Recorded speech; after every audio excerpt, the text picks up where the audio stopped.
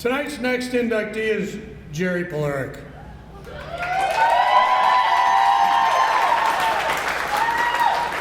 Jerry has been the proprietor at Village Lanes in Howard, Wisconsin since 2004.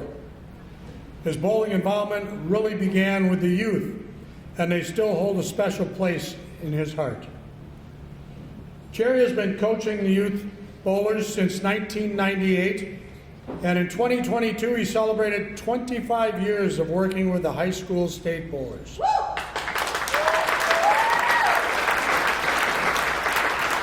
He also successfully advocated to make high school bowling a letter sport in the Howard-Suamico School District. Jerry is a silver level certified coach and uses that to help all bowlers who ask. He also became involved at all levels of the Green Bay Bowling Association, the Green Bay Youth Bowling Association, and the Wisconsin State Youth Bowling Association, serving as a president, a vice president, and a director. Jerry served on the merger committee, quite a hairy time, and helped to guide the merger between ABC and WIBC during the 2003-2004 campaign. He was also an accomplished bowler, having 6 perfect games in his bowling career. Jerry was inducted into the Green Bay Bowling Association Hall of Fame in 2017. Jerry, it's now your turn to step into the Wisconsin State USBC Bowling Hall of Fame.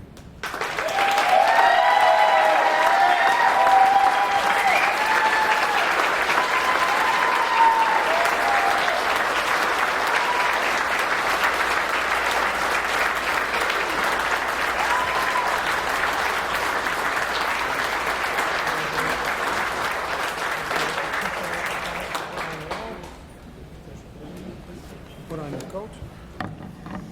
And when you finish, please come off that way so we can take the pictures.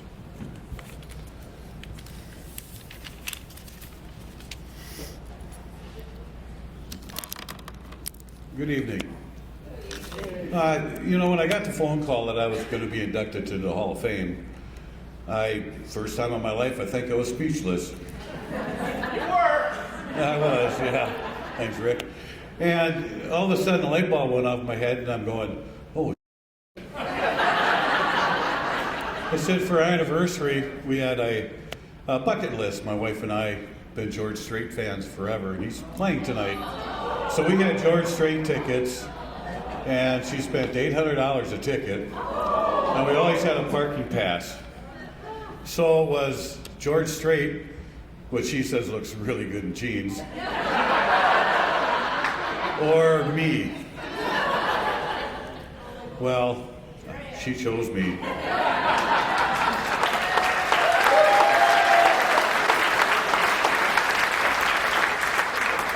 A little ditty about the high school bowling at Bayport. When, at the beginning of years, everybody looked at bowling as really a non-sport in high school. Everybody would laugh at you, and the kids would come up and get scholarships, and they'd laugh at them. Bowling, really? And since we started in '98, twice a year before the season started, and then after the season was over, I'd sit down with the principal and I'd go over things and tell them it should really be recognized, as a letter sport or a club sport or something. At the height of Bayport bowling, we had 70 bowlers one season. That was the most we've ever had. So this went on for 7-8 years, and I came up with this brilliant idea. We were going to travel up the Marinette, and it was below zero, and you know how bowling equipment is. So I called the school, and we were taking a bus. Called the school, and I said, is there a place where we could put our bowling equipment? Because you can't be out in the cold, it just doesn't work that well. And the principal said, sure. I said, well, do you have a locker or someplace we could store it? He said, no, you can bring it in the office. And now the office was probably 10 by 12 at the time. So our next practice, I told all the kids, I said, I want all your equipment.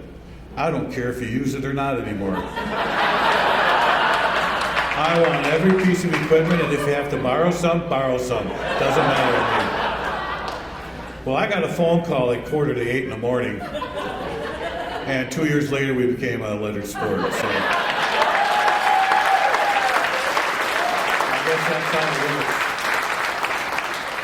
works. First off, I'd like to congratulate Mike, Tracy, and Dwayne for their induction into the Hall of Fame tonight.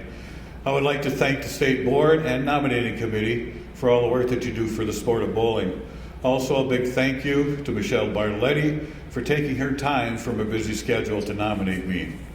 I am truly humbled by this award and never thought I would be standing here. What a great honor. Thank you. I'm happy to have my biggest support system here, as well as my wife, Tammy, our 4 kids and their spouses and significant others, as well as my mother-in-law, my sister, and a few of our employees and friends. I won't ask you to stand because I've seen you guys before in the bar, so we're not going down that road. Our 4 kids are very accomplished bowlers, and I often tease them that if I had the coaching that they had, I would be a good bowler as well. I take pride in being involved in our kids' activities, from coaching baseball and soccer and being a master referee in soccer. After that, getting involved in coaching bowling, serving on various boards and starting in running tournaments, junior gold clinics, high school and middle school bowling.